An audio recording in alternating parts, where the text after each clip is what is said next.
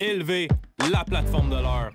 Le 4 avec votre boy Tony. Shout out Larry derrière la cam. Élevé.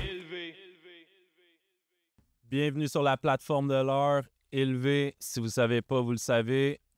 Propulsé par les studios We Will Production, commandité par les snacks We Munch, le Cats. Tony, shout out Larry derrière la caméra. Yes sir, yes sir. Puis aujourd'hui, on a avec nous autres... Matt. Yes. Yeah. Un DJ, un artiste, un entrepreneur. Il est avec nous depuis un bon moment. On travaille ensemble. On a fait plusieurs projets.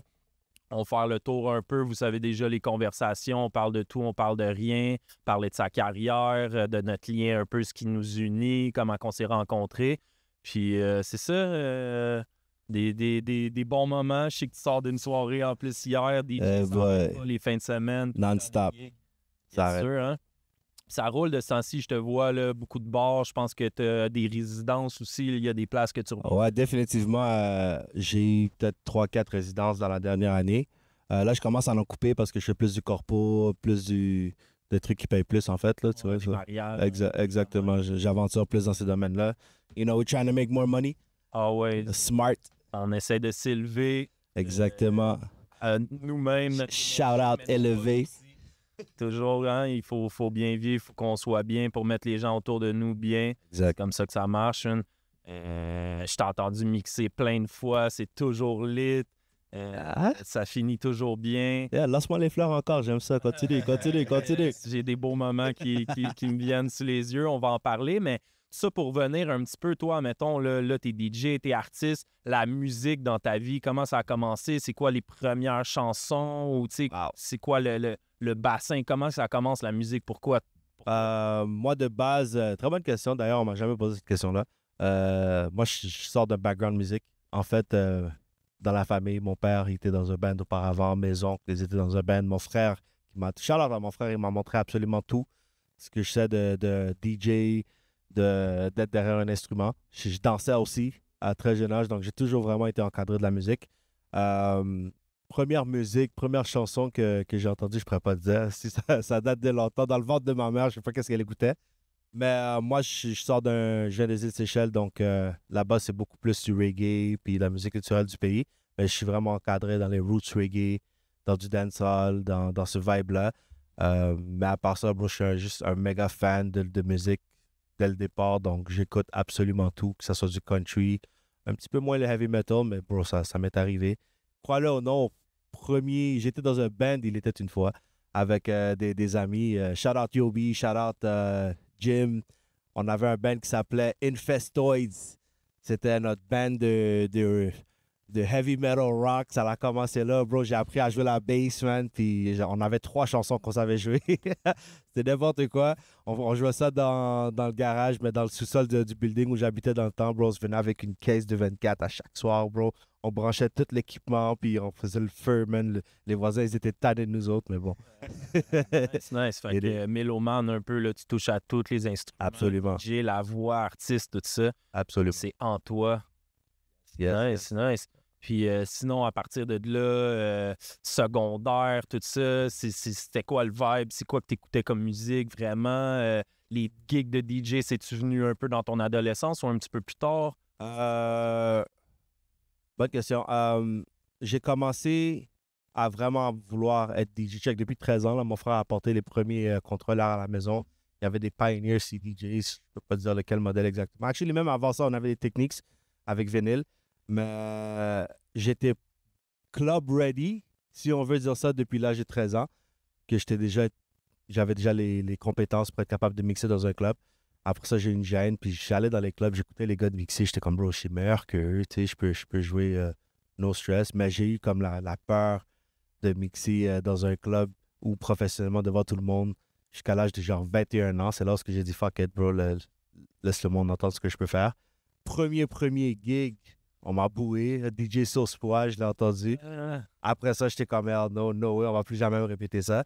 So, bro, pratique, you know, arranger mes crates, commencer à organiser mes structures de musique, puis après ça, bro, it just went on, man. Puis on a pété le feu partout, man, you know? Tu te rappelles-tu, admettons, le premier ou dans les 3 premiers gigs? C'était où les places? C'était qui les crowds? Downtown, je vais jamais oublier.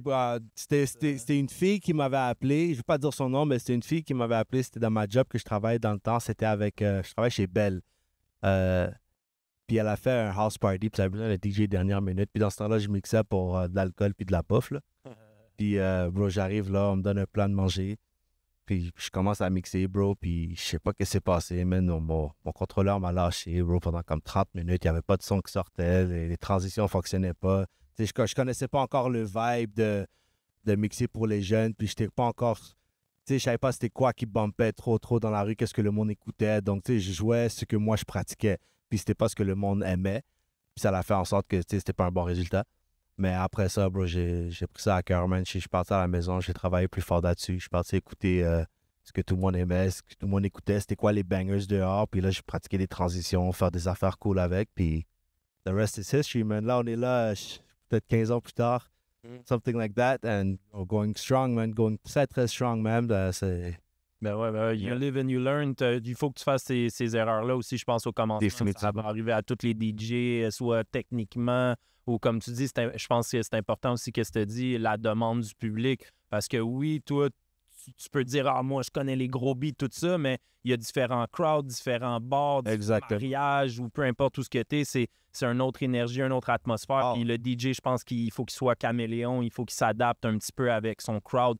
Oui, il peut faire sortir des chansons que le monde ne connaissait pas encore, puis que là, ils vont apprécier, mais en même temps aussi, il faut qu'il leur donne à manger un peu. Là, exactement. Tu sais, jusqu'à aujourd'hui, j'ai encore de la misère avec ça parce que moi, je suis un gars comme je suis un beat hunter. T'sais, à chaque jour, je suis dessus, je suis sur mon laptop, je suis en train de chercher des nouveautés. Donc, moi, ton beat préféré, là, moi, je l'ai déjà, ça fait 3 mois, là, tu comprends? Je suis déjà en train de le jouer, ton beat préféré.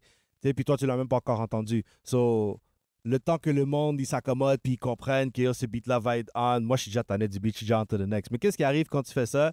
C'est que le monde, ils peuvent pas, ils ont pas comme un point de repère avec la musique. T'sais, tout le monde, ils veulent entendre un même style de musique.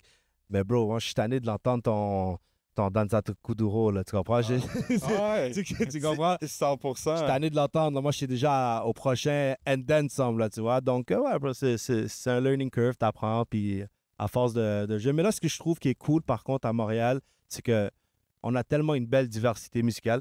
On a tellement une grosse culture qui fait en sorte que maintenant, ça passe beaucoup plus. Avant, c'était beaucoup plus difficile à jouer différents genres de musique, mais maintenant, à cause qu'on a tellement une grosse culture, le monde sont prêts à feel le vibe. Là, tu comprends? C'est vrai, parce que je me rappelle aussi, moi, il fut un temps où j'étais DJ aussi, puis il y a beaucoup de bars, de clubs qui ne voulaient pas qu'on passe du rap. Genre, ça, c'était comme, il n'y a pas de rap qui joue parce que... Rap, ça.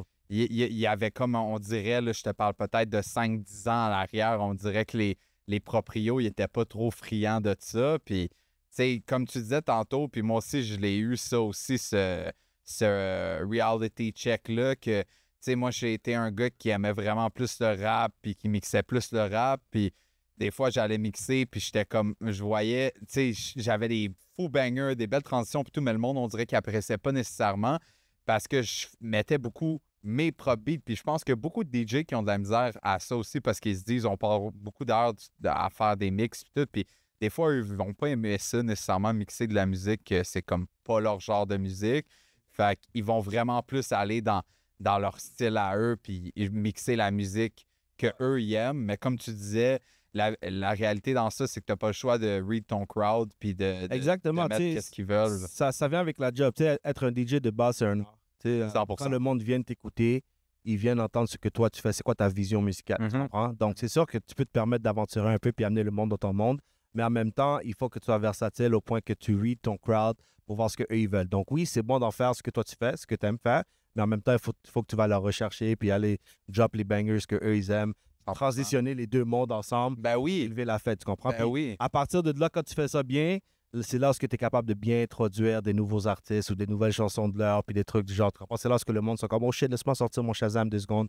Je vais entendre c'est quoi ce beat-là, je vais le réécouter dans l'auto. » Tu vois? Donc, il faut être stratégique dans sa façon de faire. Tu vois? Puis avec le temps, ça devient beaucoup plus facile d'être capable d'intégrer ce genre de technique-là.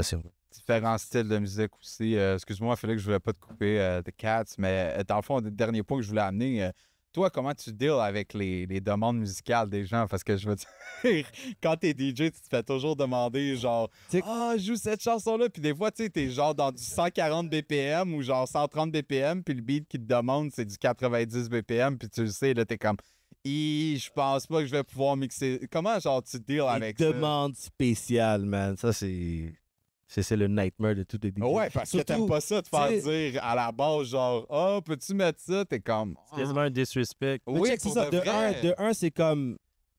T'es là pour enjoy ton moment, ton temps. Je comprends que tu veux entendre ta chanson. OK, tu peux venir me glisser ton mot. J'aimerais entendre cette chanson-là, fine. Mais si t'es pour rester me coller puis attendre que je choisis ta chanson puis je la joue parce que je m'en vais dans 5 minutes, là, Ah, ça devient gossant. Comment je deal avec ça? Honnêtement, ça dépend. Ça dépend de mon énergie. Ça dépend je suis où dans mon set. Tu sais, si je suis dans le prime time, il est 1h du matin, puis mon crowd est sur le floor en train de danser, je t'existe pas. Tu Ah, comprends? 100%. Laisse tomber.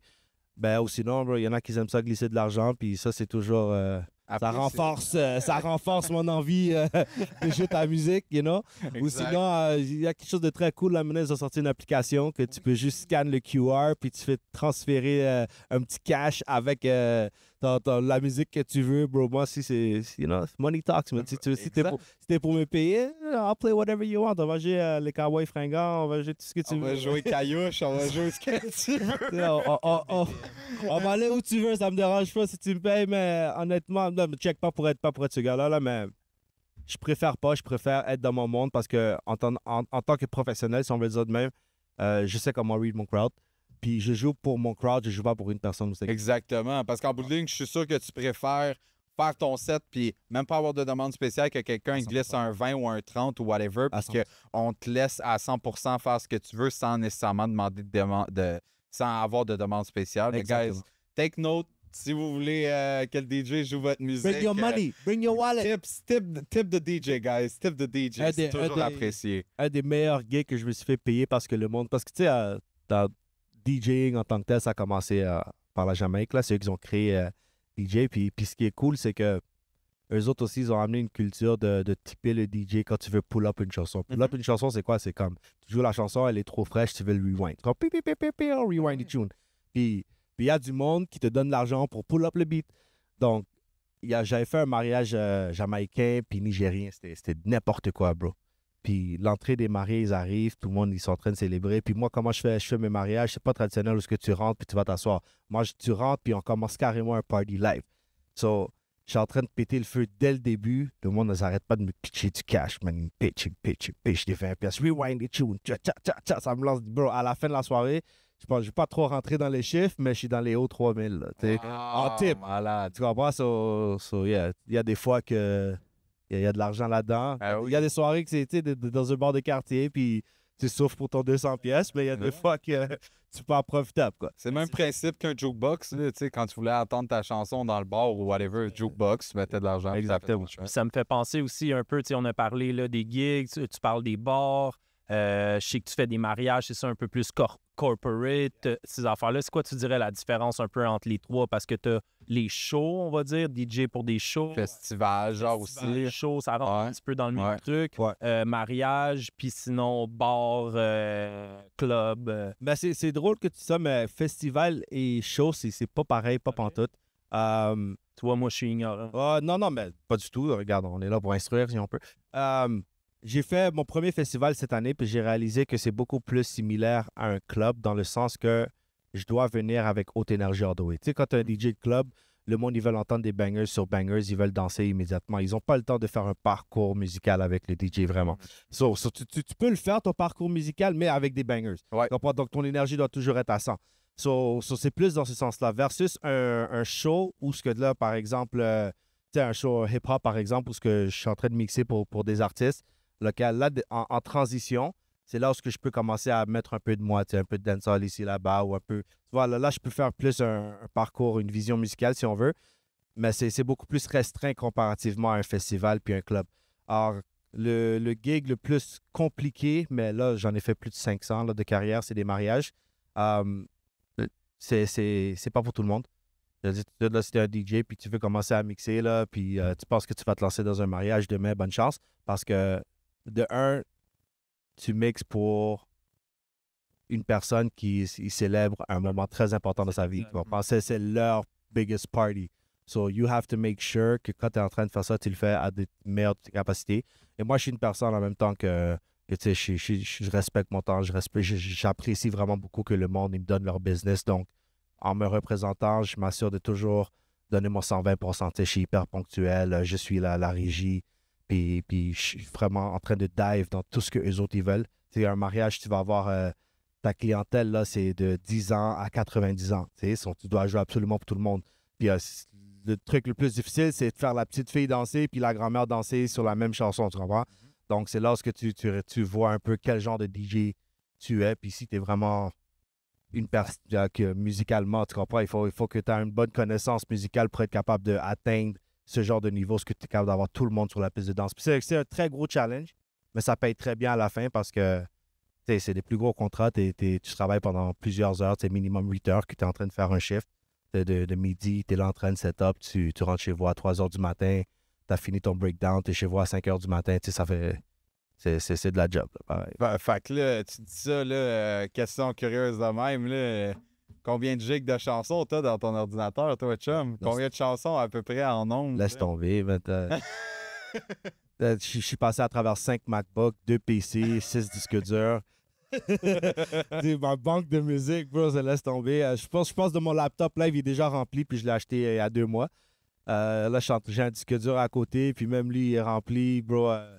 Si je te donne un chiffre, là, je suis environ 2 téras de musique que je promène avec, qui est pas loin du 300-400 000 chansons. Donc, puis ça, c'est à travers des années de recherche. Ben oui. Tu comprends? Puis imagine-toi, une fois, j'étais en train de mixer, parce que moi, je fais du Club Med aussi, c'est mixé dans des resorts. Oui. Une fois, j'étais en train de mixer en République dominicaine, bro, midi, gros soleil tapant, je suis en train de faire un gros pool party avec du foam dans la piscine, puis tout. Puis j'avais pas de parapluie, bro, soleil qui tapait sur mon équipement. Next thing you know, je vois que mon laptop a de la fumée qui sort, bro. Ouh. Laptop a pris feu, mon gars. Non! J'ai dû prendre l'avion, aller aux States, acheter un ordi, revenir à mon poste, perdre toutes mes shit, bro. Downloader pendant que j'étais là-bas, là, downloader, passer une journée off, à essayer de downloader au moins 10 000 chansons, essayer de trouver des bacs. Ouais, ça c'est horror stories.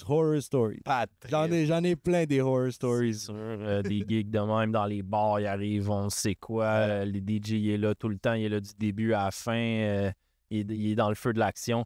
Puis sinon, je sais qu'on parle un peu de ta carrière de DJ, où ça a commencé, tout ça, mais à travers de ça, tu es un artiste aussi. C'est quoi, comment ça s'est passé, la transition entre les deux? Comment c'est venu? Je peux pas dire lequel est venu avant lequel. J'ai toujours été un gars passionné de la musique de base, comme je disais, donc j'étais gêné en esti avant pour chanter. Tu sais, je savais que je pouvais chanter un petit peu, mais j'étais super gêné. Je voulais pas trop montrer ma voix. J'étais à l'école. Mais justement, après mon Band in Festoys, là, que je te disais, j'ai vu que, tu sais quoi, c'est cool d'être artiste. Je veux vraiment être un artiste. Donc, je suis parti à l'école, je suis parti à l'Institut Trébas. Je ne vais pas mettre du shade sur aucun nom de personne, mais pour moi, ça a été une plus grosse perte de temps de ma vie parce que j'étais mieux à juste m'enfermer chez moi puis apprendre mon logiciel, puis bof. C'est bon pour les bases, je pense que c'est ça que la plupart... Les bases, c'est excellent, c'est ça. Mais après ça, c'est comme... c'est un peu, tu sais, regarde, moi, je travaille sur la construction, c'est un peu la même chose. Tu vas faire un cours en menuiserie, t'as bien beau avoir fait ton cours d'1 an et demi, tant que t'es pas arrivé sur le chantier puis que tu Exactement. T'as les bases, mais sans plus, tu sais. Exactement. Tu vas apprendre la technique, mais tu peux pas apprendre l'art, tu comprends? Tu peux pas... Tu le fasses. Exactement. La seule façon, c'est le hands-on. So, à partir de quand je suis sorti de très bas, je me suis enfermé, puis j'ai commencé à faire mes premiers beats qui sont horreur en passant. Là. Un jour, je vous ferai écouter, là, vous allez voir. Des lost tapes. Des lost tapes, never gonna come out. Là, j'ai croisé un de mes bons amis, shout-out Jude. Il va y avoir beaucoup de shout-out aujourd'hui. Il m'a introduit à 2 méga producers. Shout-out Kevin Fix, shout-out Retro Future. Ça, c'est 2 très, très, très gros noms dans la business. Ils travaillent souvent avec des artistes à LA. Ils ont des Juno Awards. Ils ont travaillé sur des beats de Ty Dolla $ign, de Neo. Je peux en nommer. Là. La liste est vraiment, vraiment énorme. Puis ensemble, je suis parti dans une studio de Kevin Fix, justement à Montréal, avec Jude. Puis ils ont construit un beat for fun. Puis le beat, je l'ai entendu, j'étais comme, oh shit, c'est un dancehall, c'est cool. You know? Moi, dans ce temps-là, je savais pas encore c'était quoi ma voix. J'étais encore en train de me rechercher en tant qu'artiste. Et je suis parti sur le micro, il m'a dit, oh, juste hop sur le mic, essaye quelque chose. Puis j'ai freestyle un beat. Puis ça a commencé avec Legs Wide Open, Pandy Beat. Puis next thing you know, Il m'a dit, sors un refrain. Puis j'étais comme, on cherche un refrain. Je suis comme, yo, juste laisse-moi aller. Je suis parti dans le micro, j'ai fait Sugar and Spice, everything nice. Puis tout le monde a fait, oh, shit, that's the one. So, comme ça, on a créé le beat Sugar and Spice, un freestyle de A à Z. On a fait 2 takes. C'est un take lead, un take back. Puis par la suite, c'était un history. On n'a jamais mixé le beat, jamais masteré le beat. Dans ce temps-là, je savais pas encore c'était quoi être artiste et je savais pas c'était quoi le processus de mixer, master, tout le kit. Puis je demandais au gars, je suis comme, yo bro, le beat est trop hot, je veux le sortir. Par impatience, j'ai drop le beat sur les plateformes. Et après, je pense 6 mois, on a touché genre... Au début, je voyais que ça bougeait pas trop. Puis là, je commençais à comme, yo, tu sais quoi... j'ai peut-être pas bien fait ça, comme il fallait vraiment que je m'instruise sur comment faire la promotion puis le marketing derrière drop le beat. Donc, je commençais à pousser le beat partout. J'envoyais des DJ de partout internationalement. Je connais plein de gars, des radios, des compétitions. J'ai gagné une compétition à Paris pour, je pense, 10 000 € sur le beat. Après 6 mois, on est revenu, puis j'étais comme 200, 300 000. Là, j'ai commencé à faire des shows ici à Montréal, puis next thing you know, on a touché le 1 million. Wow!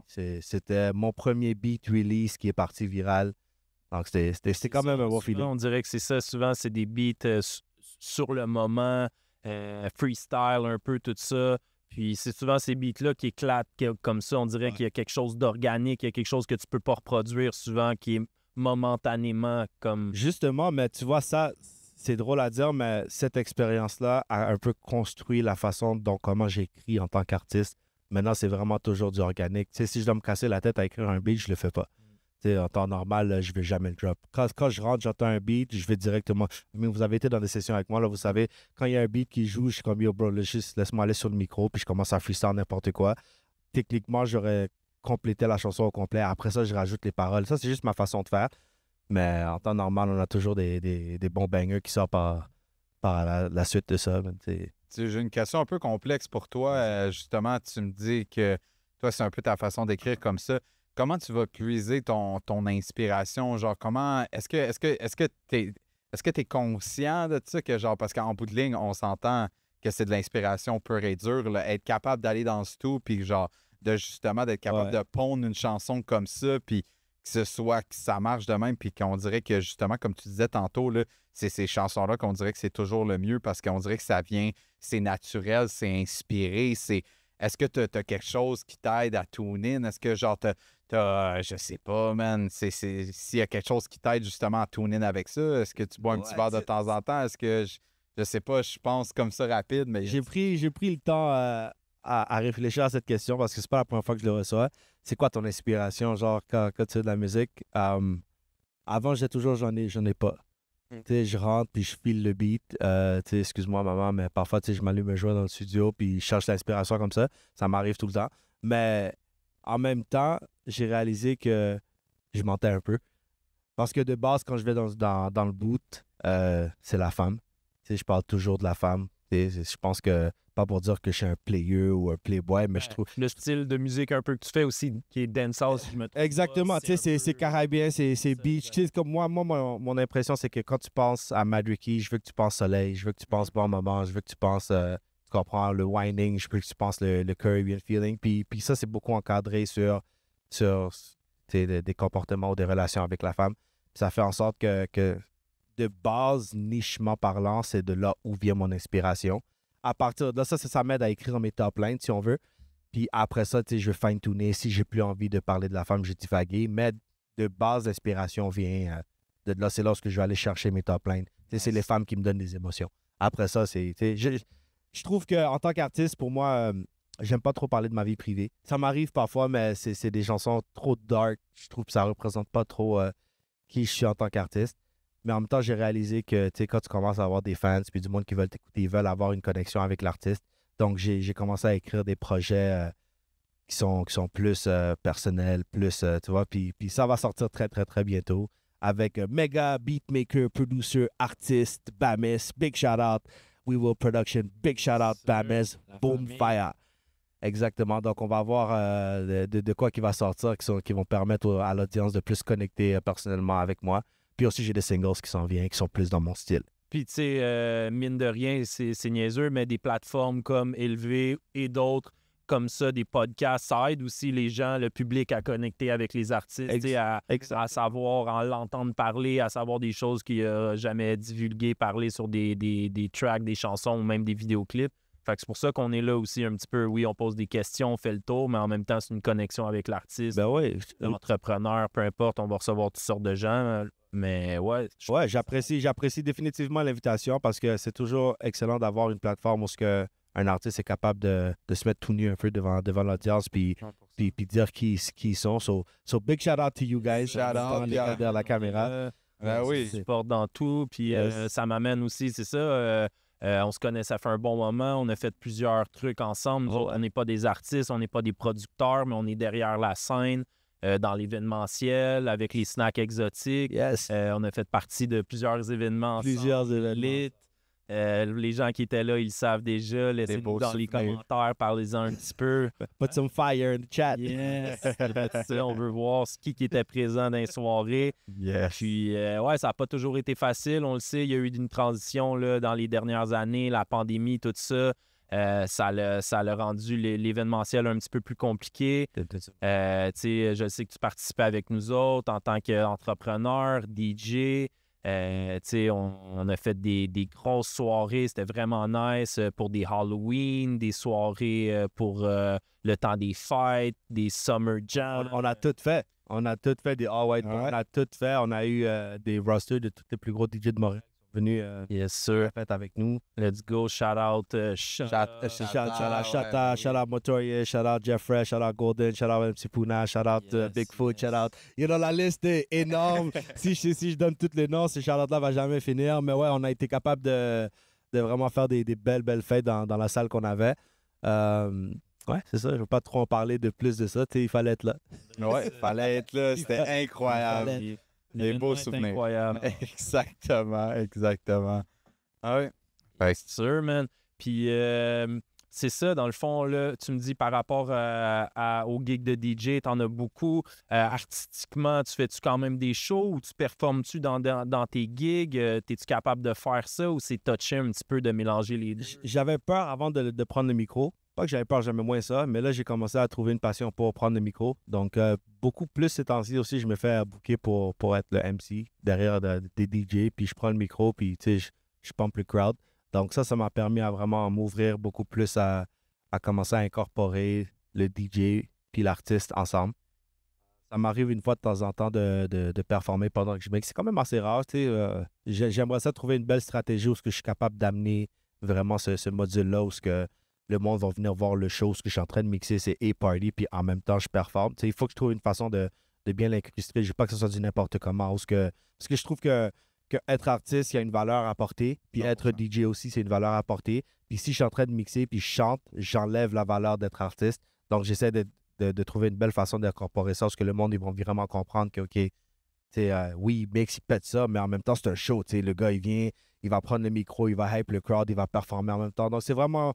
côté trouver la façon stratégique d'approcher. Une bonne formule. Exactement.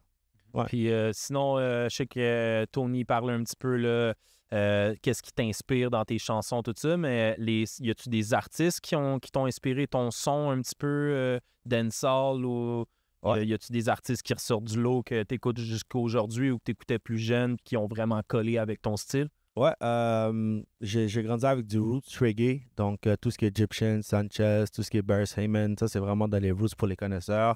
Après ça, dans le dancehall world, du Mr. Vegas, du Shaggy, du Elephant Man, mon adolescence. Tu comprends, du Sean Paul quand il était chaud, du Beanie Man, puis maintenant de la nouvelle génération, Vybz Kartel est out, let's go! Oui. 2025 is dancehall. Je le dis en voix haute et fièrement parce que j'attendais ce moment-là comme ça se peut pas.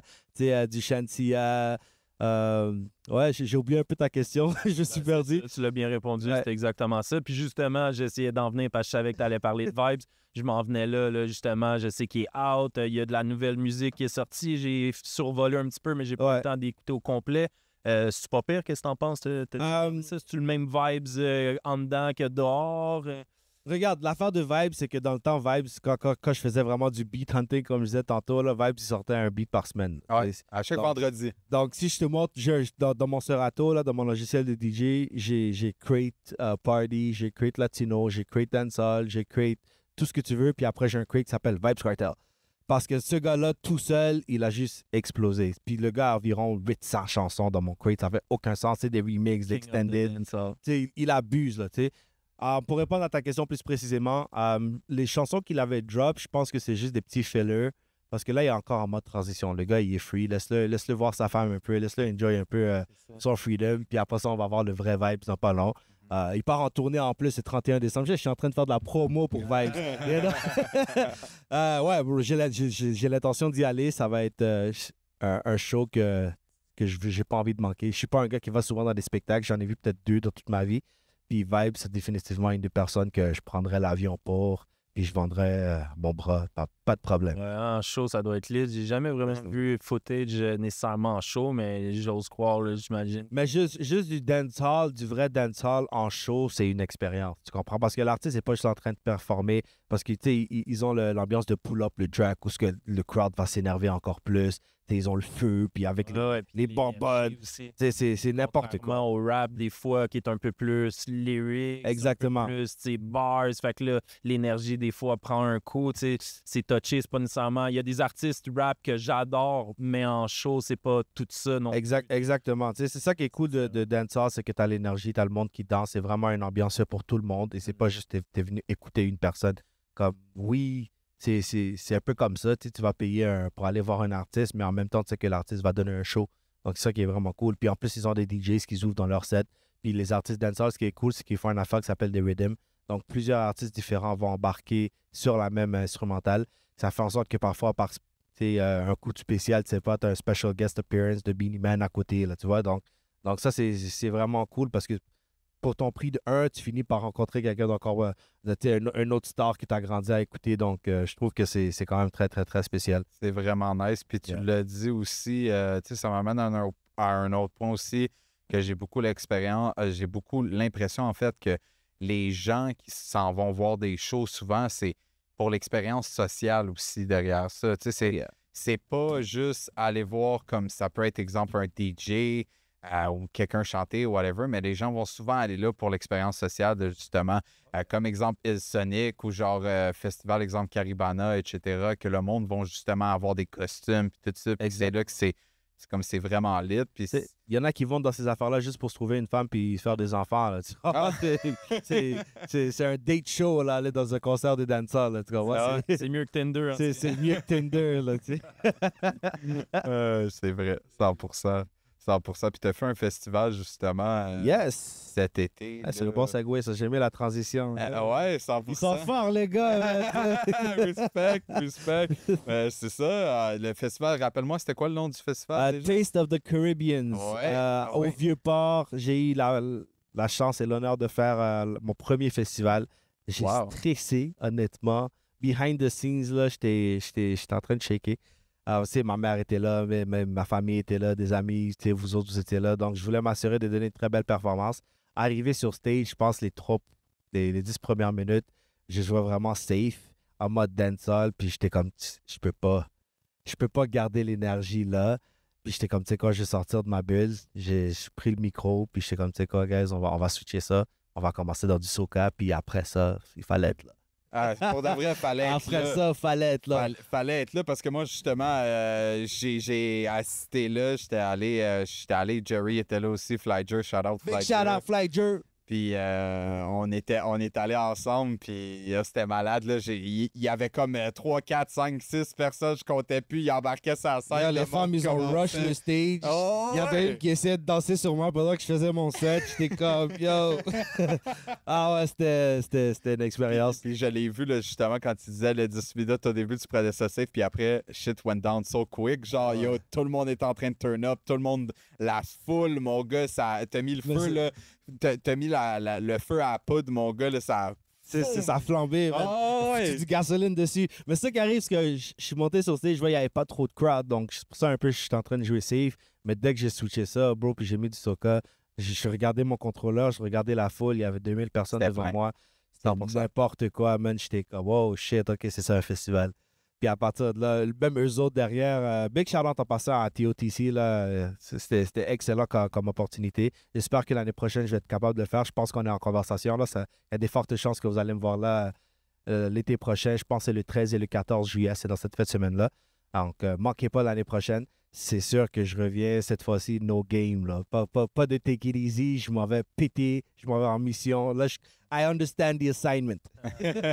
Très beau festival, très belle Ça performance. se passait où, ça? C'est au Vieux-Port, où il y a le quai de l'horloge. Ok, Tout en bas, où ok. il y a tous les festivals caribéens qui se passent, en fait. Il y avait des restos, il y avait comme Bonne 50 différents, justement, chapiteaux que différents business qui étaient là, exactement, les food courts qui étaient là, puis la bouffe était malade. Là. Tu marchais là, ça sentait bon. Tu marchais de l'autre côté, ça sentait complètement différent, mais ça sentait super bon. Ouais, aussi. t'as plein d'entrepreneurs qui ont des kiosques. C'est family friendly, donc tu peux amener les enfants en plus. Donc c'est super cool. Puis ils vendent de l'alcool en même temps pour les adultes qui veulent en Plein de consommer. grillades, Plein de grillades. des grillades et des grouillades. Exactement. Grillades et grouillades.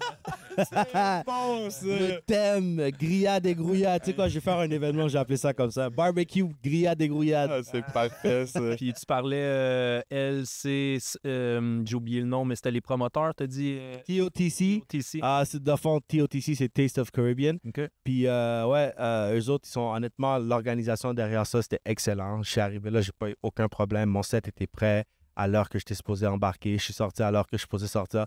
C'est un stress pour moi parce que tout de suite après, tu sais, j'ai même pas eu le temps de venir enjoy avec le crowd. Tu sais, pour prendre mes fleurs, j'ai même pas pu. J'ai dû courir à un autre événement tout de suite après. Mais c'était cool parce que l'organisation était tellement bien schedulée que j'ai pu faire ce que j'avais à faire puis partir tout de suite après un autre événement. Donc, définitivement une belle expérience. 100%. C'est ça, parce que j'imagine, là, on parle de promotion. Je sais que tu en fais aussi, mais sinon, c'est quoi ta relation un peu avec les promoteurs? J'imagine, on espère toujours que ça se passe bien, mais c'est pas toujours le cas. Des fois, c'est compliqué, c'est difficile. Tu parles de eux directement, là? Non, je parle en général, pas eux. Je ne pas personne dans l'eau chaude, mais je veux dire, en général, c'est quoi la relation d'un DJ avec les promoteurs? Comment que ça se passe un petit peu? Là? Ben, regarde, j'ai pas de rien de mauvais à dire sur personne. Tu sais, parfois, tu fais un événement, puis tu as des promoteurs, puis tu as un line-up de DJ, puis l'événement se passe pas à cause du fait de la température ou des manques de vente ou il y a quelque chose qui s'est passé. Il y a jamais un hard feeling. Tu sais, c'est ça, être entrepreneur. Parfois, ça marche, parfois, ça marche pas. Depuis que l'équipe est solide, puis est forte, puis tout le monde pousse vers le même but, en temps normal, on est capable de détruire n'importe quel événement dans la ville. L'union fait la force. Exactement. Yes, sir. Nice. Puis toi aussi, je pense que t'en fais de la promotion. Des fois, c'est toi qui organises tes propres shows, tes propres venues. Ouais, définitivement. Je commence un peu plus. Avant, j'en faisais comme durant le temps de la pandémie. Faut pas dire ça à voix haute, là, mais on en faisait quand même assez. Parce que j'étais vraiment plus actif sur faire de la promo et mes propres événements. Mais là, je suis rendu plus dans le monde où je prends des contrats puis j'aide à promouvoir l'événement de d'autres mondes.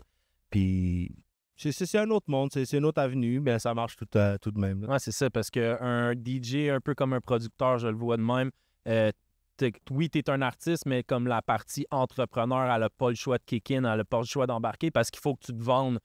Producteur, ben, il faut qu'il y ait des artistes qui veulent embarquer sur tes tracks. Fait qu'il faut que tu te vendes ta musique, ton énergie pour qu'elle ait le goût de le faire. Puis DJ, ben, il faut que les venues, les bars, les clubs, les mariages, ils veulent t'avoir. Fait qu'il faut que tu te vendes aussi ta personne. C'est juste demain, j'ai une conversation avec un bon ami dernièrement. Shout out Yobi, mon caméraman. J'ai dit shout out tout le long du podcast. Je parlais avec Yobi dernièrement, on a une belle conversation sur c'est quoi être entrepreneur un peu. Puis j'ai dit, bro, t'as beau être le meilleur DJ du monde avec le plus gros talent, mais le vrai talent, c'est être capable de te vendre. Le vrai talent, c'est d'avoir un bon networking puis de remettre des sous dans tes poches. Donc, c'est sûr que tu dois toujours être très, très, très fort sur la promotion, sur ton visuel, sur être capable de faire en sorte que le monde peut reach out à toi puis ils veulent de toi, tu comprends? Donc, il faut que tu te vendes. Ça, c'est beaucoup plus difficile de se vendre soi-même. Surtout si tu ne connais pas ta valeur ou si le monde, ils n'ont pas trop confiance en ce que tu fais. Donc, c'est là où tu dois trouver c'est quoi la niche, c'est quoi, où ce que tu embarques, comment approcher le monde. Puis c'est là où vient le vrai talent, c'est de garder de la bouffe dans son fridge. C'est de trouver tes gigs. Puis je pense qu'à un certain moment donné, quand t'es rodé comme DJ, puis ça fait longtemps que tu fais ça, c'est là que c'est bon parce que le meilleur marketing, tant qu'à moi, c'est le bouche à oreille. Fait que c'est là que, justement, sais, si tu donnes toujours le 110% de toi-même quand tu vas faire tes performances, etc., c'est un retour sur investissement, pas juste pour la soirée que tu as passée puis que tu as fait vibe tout le monde puis que tout le monde a adoré, mais ça va être pour tes prochains gigs aussi parce que le monde, le mot se passe, le monde le sait, ton nom, c'est comme un safe bet un peu pour les gens. Exemple, quelqu'un qui veut faire un mariage, Mad Ricky, là, ça devrait pas, il devrait pas avoir plus long à penser que ça. Exactement. Tu sais, c'est pour ça que je dis que c'est très important. Surtout dans les mariages, c'est de mettre ton meilleur pied devant. Là. Quand tu travailles, tu te représentes tout le temps. Tu sais. 100%. Puis c'est une mentalité que tu dois apporter avec toi, même quand tu es à l'extérieur du travail. Tes apparitions, tu dois toujours bien paraître, tu dois toujours être à un certain niveau, ce que le monde soit comme, OK, tu sais quoi, lui, ce gars-là, je sais que c'est pas n'importe qui, si on veut dire ça de même. Tu comprends? Exact. Puis tu t'aides, man, il faut que tu as des cartes d'affaires, tu es capable de distribuer après tes gigs, tu as un email chain après un contrat où tu envoies un courriel au client pour demander comment ça s'est passé, avoir un feedback. Puis toute cette petite stratégie-là va faire en sorte que par la suite, tu vois, le monde, ils sont capables de respecter un peu plus ton nom. Puis ça te permet à changer tes prix de contrat, tu vois. C'est comme ça que tu augmentes, c'est comme ça que tu deviens meilleur, c'est comme ça que tu es capable de devenir entrepreneur indépendant puis faire seulement ça. Donc, c'est... Oui, parce que c'est ton portfolio que tu crées, plus que tu fais tes ventes, plus que ton portfolio devient gros, plus que ton portfolio devient gros, moins que tu as besoin de faire de promotion dans un sens, parce que ça parle pour... exact, ça parle pour soi-même, exact. Exact. Fait que ça peut amener loin, puis c'est important justement de faire bonne figure, toujours. Au crowd qu'est-ce qu'ils veulent, mais en même temps de leur offrir quelque chose de nouveau. Il y a toujours un peu comme une corde que tu vas danser. C'est cool parce que tu sais, j'ai travaillé longtemps dans du 9 à 5. Mon CV de 9 à 5 est très, très, très long. J'étais plus capable, tu sais, je peux pas garder une job plus que 6 mois parce que j'atteins le summum. Puis après ça, je me tourne les postes parce que qu'est-ce que je fous? En tant qu'entrepreneur à temps plein maintenant, je fais juste ça de ma vie. Ça me garde toujours sur le pied parce que je suis tout le temps innovateur. Je suis tout le temps en train de chercher. Juste pour aller chercher un contrat, ça demande une nouvelle avenue d'aventurer, tu comprends? Puis à cause que c'est mon gagne-pain, je pense que ça me donne un jus de plus à vouloir aller chercher des contrats, à vouloir changer ma perspective, à vouloir changer mon apparence ou être mieux. Tu vois un peu d'où je m'en viens, là. C'est juste...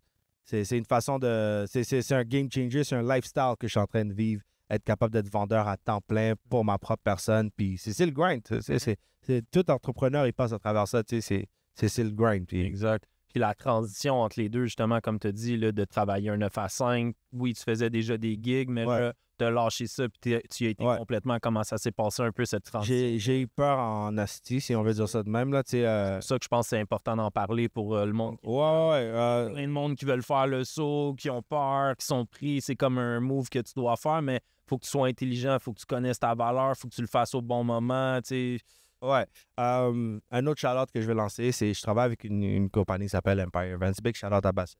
J'ai des très bonnes conversations avec lui. C'est comme un mentor pour moi dans le domaine de tout ce qui est corpo, weddings, puis grosses compagnies.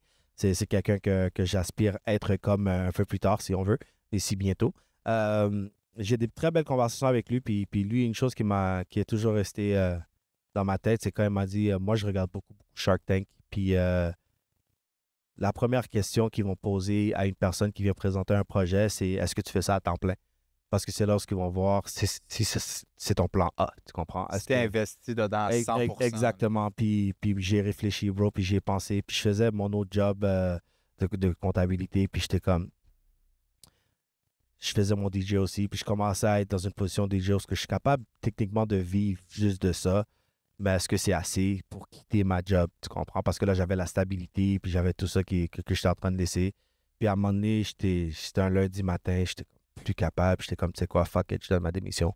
Puis à partir de là, man, j'ai stressé. J'ai jamais travaillé aussi fort, bro. Dans mon téléphone, dans mon ordinateur, chercher des contrats. Puis tu sais quoi? Let's go. Let's go. Parce que live, je suis très content d'avoir fait le move. Je survis très bien de ce que je fais. Et le risque a vraiment porté fruit parce qu'il y avait beaucoup d'années d'expérience derrière ça aussi, tu comprends? Donc, mon nom a eu le temps de se construire. Tu sais, fais-le pas juste si tu n'as rien puis tu veux te lancer en quelque chose. Moi, j'ai été blessé parce que c'est quelque chose que je suis en train de bâtir en parallèle avec mon 9 à 5. Donc, j'ai eu le temps de monter à un certain niveau que je peux quitter l'autre pour vraiment venir chercher le plein potentiel d'être entrepreneur. Je pense que c'est tout le temps ça qui est important un peu, c'est la balance. Tu sais, que je disais que tu connaisses ta valeur. Oui, on aspire toujours à vivre de notre hustle, mais il faut que tu le montes peut-être juste assez. Exact. Que tu sais que là, après ça, ça va devenir ton 40 heures. Exactement. Ton truc ferme. Mais là, tu vas pouvoir le monter plus, mais il faut que tu montes à un certain Et il faut absolument, ouais, c'est ça. Moi, je suis DJ, demain matin, je lâche ma job. Tu peux pas faire ça. Tu sais, c'est stupide. Si on dit ça de même, là, c'est stupide. C'est pas un risque calculé. Exactement. Tu sais, moi, je viens de background où j'ai pas déjà, on m'a rien donné. Tu comprends? Je viens de background de mère monoparentale. Tu sais, j'ai jamais eu rien gratuit. Tout ce que j'ai eu, j'ai travaillé pour. Puis, excuse-moi, puis ça m'a permis, bro, de vraiment comprendre c'est quoi la valeur de ta personne, puis de grind, puis savoir où je m'en vais, puis comment bâtir ça. Tu comprends? Donc, j'ai un peu perdu mes mots, là, mais ce que j'essaie de dire, en fait, c'est bâtis ce que tu construis. Comme si tu es en train de construire quelque chose, fais-le. Garde-toi ton petit plan A qui est temporaire pour le moment, mais construis ta passion. Une fois que ta passion sera à un certain niveau, où ce que tu sais que tu peux être confortable, là, c'est le bon temps de faire le move. Après ça, c'est juste enlever la peur. Puis en faisant le move de sortir du 9 à 5, c'est là où tu vas voir qu'est-ce que tu as dans le ventre. Tu comprends? Ça te met au pied du mur, hein, aussi. C'est niaiseux un peu qu'est-ce que je vais dire, mais je lisais un quote dernièrement. Je pense que c'est dans l'art de Sun Tzu, un livre que j'aime bien qui parle des... je l'ai pas lu, mais très beau livre, ça, j'ai entendu. Des techniques de guerre, puis ils disent... Tu peux avoir une armée de 100 000 d'un côté, 50 000 de l'autre. Si le 50 000 est sur le bord d'une falaise, puis s'il ne réussit pas, il va tomber, il va gagner contre le 100 000. Exactement. C'est d'être au pied du mur, puis quand tu n'as plus le choix, tu vas foncer, tu vas le faire parce qu'il n'y a plus de B, de C, de D, c'est A ou rien. La fin justifie les moyens, là. Exactement. C'est un peu hors contexte, mais je vais juste lancer un autre proverbe parce que ça me tente. C'est comme si tu dis tu veux te battre contre une personne qui a pratiqué un coup de pied 10 000 fois ou une personne qui connaît 10 000 coups de pied différents. Tu sais, tu vas te battre avec la personne qui connaît 10 000 coups de pied différents. You don't want to fuck avec la personne qui connaît un coup de pied 10 000 fois parce que ce coup de pied-là, il le maîtrise. Il l'a maîtrisé. Là. C'est 100%. Ils disent, hein, un peu, tu parles de 10 000, ça me vient en tête, mais ils disent pour master quelque chose. 10,000 hours. Exact. I believe that 100%. N'importe quoi, je le disais, je suis à la construction, c'est la même chose. Dans menuiserie, tu fais des coupes, tu fais, je sais pas, des ministéries, tu fais des meubles. Si tu as mis 10 000 heures à faire des meubles ou à faire du béton ou artiste, DJ, c'est producteur, n'importe quoi, ça se relie un peu pas mal toujours à ça. Il faut que tu pratiques ton truc, tu le pratiques. T'écoutes des plus grands que toi aussi. Les gens, ils ont un complexe. Là. Souvent, ils veulent être le meilleur dans leur cercle. Mais c'est pas nécessairement comme ça que tu vas grossir. Ça te prend d'autres gens meilleurs que toi. Exact. Des fois, tu vas te sentir un peu plus petit, mais au final, tu vas sortir plus grand. Ça, c'est une chose que j'adore, c'est toujours aller chercher quelqu'un qui est meilleur que moi pour le côté, pour la simple et unique raison qu'il va m'apprendre quelque chose. Si je vois que dans mon cercle, c'est moi la personne qui fait tout le monde grossir, j'ai fait ça pendant très longtemps, parce que j'élevais du monde. Je te donne des contrats, je te donne des si, élever, c'est un gros mot, là, mais élever, shout out. Jeu de mots. Mais c'est très important de t'entourer de personnes qui sont meilleures que toi, où tu vas aller chercher une inspiration, tu vas aller chercher de l'inspiration aussi. Comme ça, tu vas être capable de become better, man. C'est aussi simple que ça. À la fin de la journée, tu fais de la meilleure version de toi-même et c'est comme ça que tu vas être capable de le faire. Tu sais, ton 10 000 heures, là, c'est important parce que qu'est-ce qui arrive, c'est que quand tu te donnes ton 10 000 heures, tu deviens ce produit-là. Je suis DJ pendant 10 000 heures, je peux t'en parler comme si... You're gonna believe it. Tu comprends? Je passe pas par-dessus. Mais n'importe qui m'écoute parler de ce que je fais vont voir, vont dire « Ok, ce gars-là, il sait de quoi il parle. Puis j'ai confiance déjà. Juste avec la façon qu'il parle, j'ai même pas besoin de l'écouter, jouer, puis je sais qu'il va gérer. Tu comprends? Puis, dans la communauté DJ, ça me fait penser un petit peu, c'est quoi la relation? C'est-tu compétitif? C'est-tu amical? C'est quoi un peu l'énergie, le vibe pour les gens qui sont pas DJ? Comment que ça se passe? Hyper cas par cas? Ou... Hyper compétitif / amical. Okay. Parce que l'industrie, c'est un cercle où on se connaît pas mal tous. Donc, on a tous pas mal déjà joué ensemble à quelque part. Donc, on se voit, il n'y a jamais du bad blood.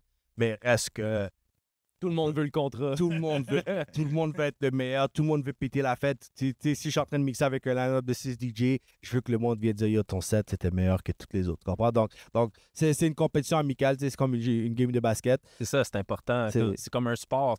Comme le rap, ça devrait être compétitif. C'est normal à la base, ça part des freestyles, des battles, mais après ça, quand ça vient des batailles, des coups de feu, parce que ça, c'est stupide, mais ça devrait être compétitif. C'est un sport. Faut que tu le vois comme ça. Quand tu veux performer, je pense, puis t'améliorer dans quelque chose, faut que tu le vois comme un sport, une compétition. Définitivement. Puis c'est comme ça que tu t'améliores. Mais oui, il faut être sportif. Il faut être compétitif plutôt de base, surtout en entrepreneuriat, parce qu'à la fin de la journée, tu veux être le meilleur. Tu comprends? Même avant même de te rendre à tu veux être le meilleur, tu veux survivre. Et pour être capable de survivre, il faut que tu te mettes dans une certaine position, ce que le monde a envie de toi et pas quelqu'un d'autre. Donc déjà, là, ça crée une compétition de base. Tu comprends? Donc là, pourquoi on choisit toi et pas lui? Mais c'est parce que tu fais toi, ça. Puis à partir de là, la compétition, elle est juste intégrée dans le domaine. Tu vois? Donc, tu n'as pas le choix d'être compétitif à un certain degré. T'sais. Always with love, always with passion. À la fin de la journée, j'ai aucun reproche à aucun DJ. J'ai jamais bad blood parce que lui, il a mieux travaillé avec moi, puis il a eu le contrat. Félicitations, good job. I'm gonna get the next one, puis je vais le péter encore plus. Tu comprends? C'est aussi simple que ça. Tu vas travailler encore plus fort sur ton Exactement.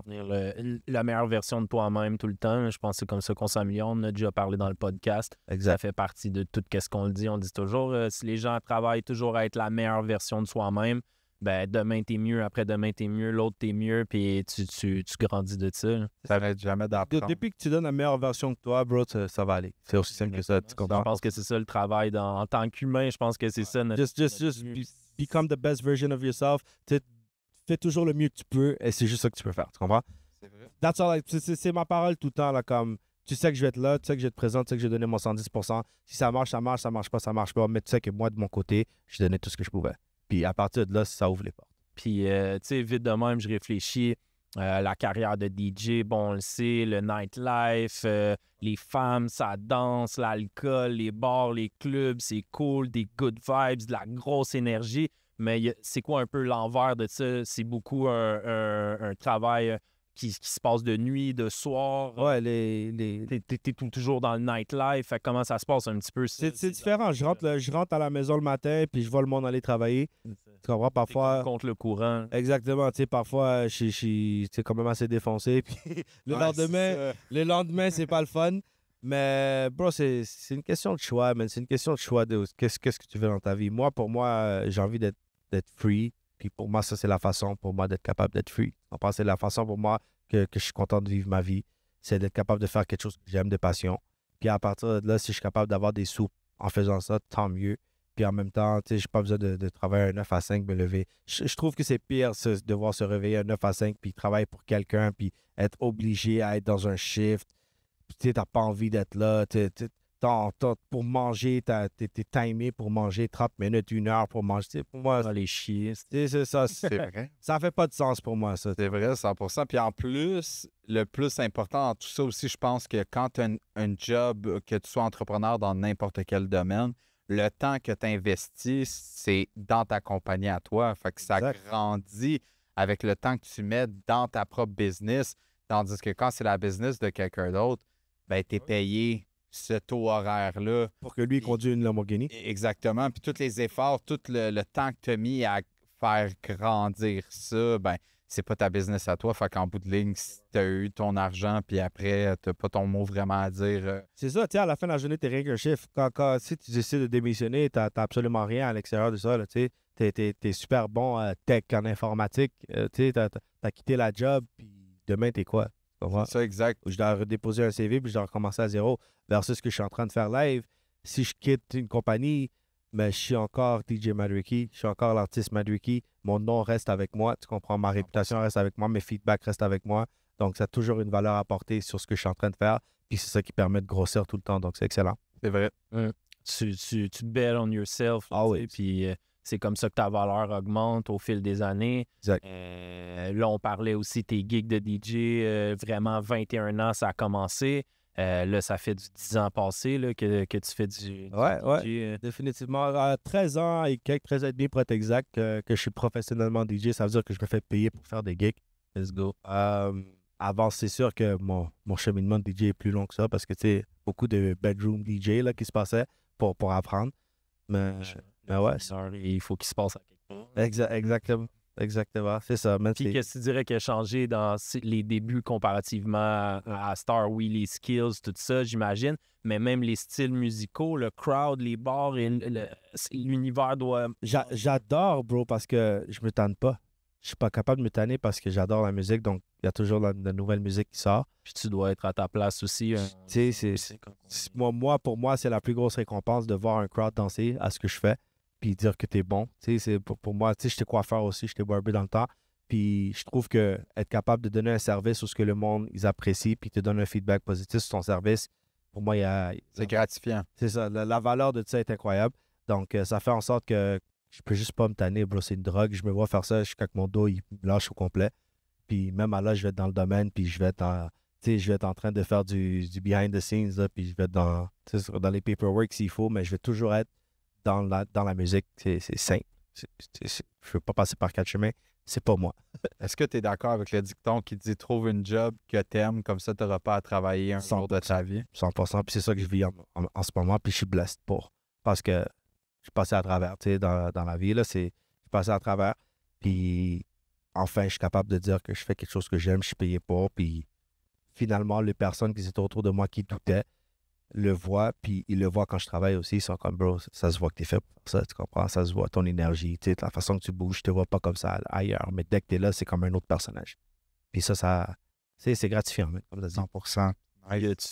Y a-tu un festival, une gig, des promoteurs ou même une place dans le monde que, genre, tu voudrais absolument performer, être DJ? Partout. Donne-moi un festival n'importe où dans le monde, je suis là, je vais le péter. Moi, honnêtement, j'ai pris la piqûre du festival depuis le dernier. Je suis porte ouverte pour tout le monde qui écoute. Si vous avez un festival qui s'en vient, let's go, DJ Madrick, on va mettre le feu, je te promets. Non, y en a-tu un, par exemple, en particulier depuis... tu dirais, ça, j'aimerais... Ça serait, si j'aurais vu en tant que DJ, ça serait de me rendre. I mean, Carnival, Jamaica, Trinidad, tu sais, dans les Soca Life, ça, c'est une expérience. Ils ont une affaire qui s'appelle... les tsunamis, puis des trucs genre que tout le monde sont là, puis il y a des cranes avec du monde, avec des hoses d'eau, puis ils sont en train de pitcher de l'eau partout sur tout le monde parce que c'est le fait aussi. Ouais, tu comprends. Puis ça c'est le genre de festival que je me vois aller dedans parce que c'est entouré de ma culture. Tu sais, j'ai grandi sur du soca, puis tout ça, donc définitivement, je me vois aller là. Puis en même temps, j'ai été dans un carnival quand j'étais très, très jeune.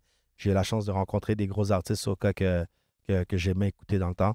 Puis c'est quelque chose que je veux être à côté de, tu vois, avec les costumes puis tout ça. Puis, oui. Ouais, c'est incroyable. Puis tu disais, t'as fait une couple de gigs med, j'imagine, ailleurs dans le monde. Ouais. C'est quoi, tu dirais, la différence entre ces gigs-là puis les gigs ici? Y a-t-il une différence de crowd, l'énergie? Ben, t'es dans un resort, donc c'est drôle à dire. Tu suis une régie, donc t'es DJ, mais tu travailles, tu sens que tu travailles, tu comprends?